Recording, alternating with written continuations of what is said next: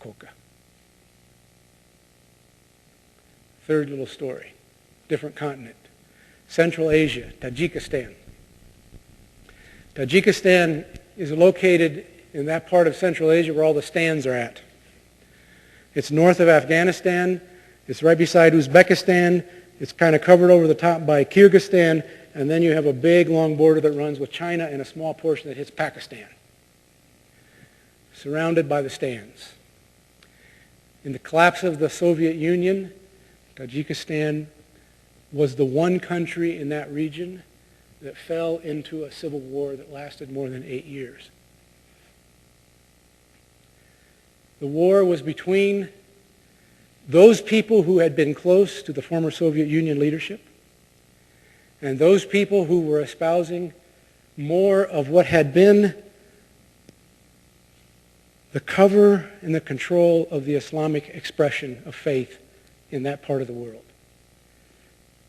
This part of the world has a long tradition of Islamic faith, and particularly in Tajikistan, you will find the long tradition of those that date into Sufism, especially.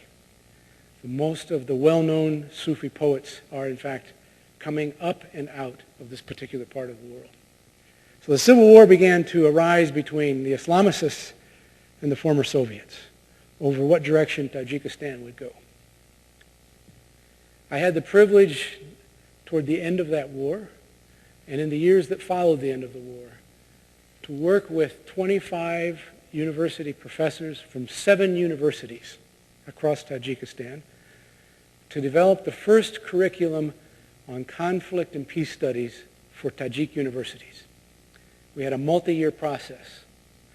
There were 2 of us, Randa Slim and myself, who came from outside, and the 25 professors who engaged in a process of understanding how Tajiks looked at, saw, and worked with conflict and peace, and how the outside world, from Russia to Europe to North America, understood the whole field of peace studies. It was a fantastic number of years of exchange. At about our 3rd session, there in Dushanbe, we came to the topic of mediation. And it was my responsibility to present how mediation is done in Europe and in the United States and Canada, kind of a Western view of the mediation model, and how it is used internationally. And so I prepared myself well. I had a very clear outline of the different approaches, the different schools of thought, the different steps that people use, the different applications, some case studies to look at, and all of this, of course, in an hour and a half. At the end of the hour and a half, as is typical in our sessions, we went to tea time, chai. And chai, tea time, was usually around a big table with lots of sweets, no chairs. You simply stood and drank your tea and you would talk. And usually in the formal teaching sessions, nobody would say a word. Very Soviet-like in terms of the educational model. Just whoever it was that had the responsibility to speak, spoke. But at tea time, it was wide open for anybody to say whatever they wanted. And much more learning seemed to happen around tea than in the formal sessions, which leads one to wonder if it might not be wise to do 5 minutes of lecture and an hour and a half of tea time, which may in fact be an academic model we would wish to consider in places like these, but has not seemed to gain much promise or progress. When I went to tea that particular morning, one professor grabbed a translator and came over to take me off to a corner because he had a story that he wanted to tell me. Professor Abdul. Before I tell you Professor Abdul's story, I have to give you the context. We're in a room that's all cement walls, with the exception of windows somewhat like these up here. High windows, and through those windows, sun rays were drifting down. Professor Abdul had the unique characteristic of having all gold teeth. And when he would smile, facing the sun rays, as he was prone to do, the rays would reflect and burst, and I would feel like I was transported into some Sufi kind of an experience that I wasn't quite sure how to put my finger on it. So I'm trying to listen to Professor Abdul's story while watching gold dust fall all around me. He launches into the fact that I had not fully comprehended that of the 25 professors that we had in our group, he was the only one who had actually directly worked with the ending of the Civil War. And he wanted to tell me the story of how that happened. Through the translator, he began this little weaving of what was a rather extraordinary adventure. The president of the country and the heads of most of the military factions had decided that they should opt for what they referred to as the inter-Tajik negotiations. All the Tajiki groups would come together for a large-scale negotiation on how to end the war. Everybody had agreed except one commander. And this one commander was located in the mountains up out of Dushanbe, up the Varsov River. The president called Professor Abdul to his office and said, "Abdul, we know that you know this commander.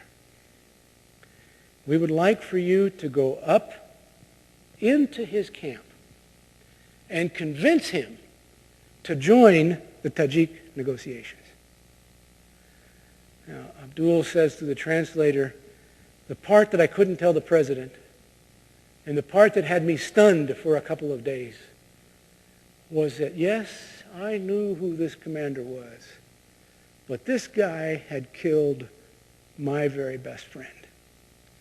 And I wasn't sure I could ever sit face to face with him again. But after several days, Abdul decided that he would go. He took a jeep.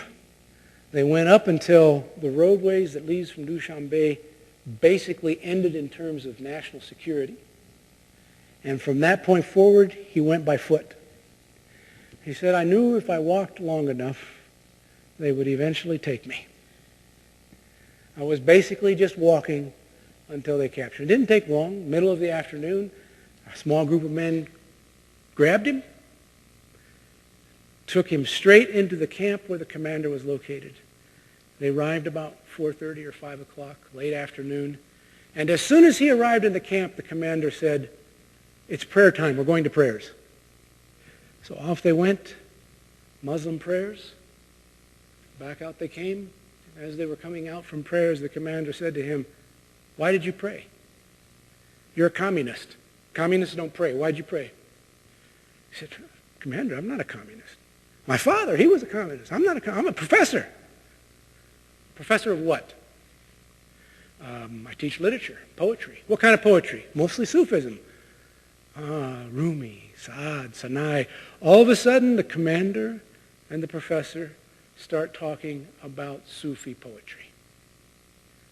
Abdul said, that lasted all evening. I came back for a second, third, fourth visits. And every time I would go, all the commander would want to do was to talk Sufi poetry. "You see, it takes a long time," he said, "to get to anything that you want to actually get to.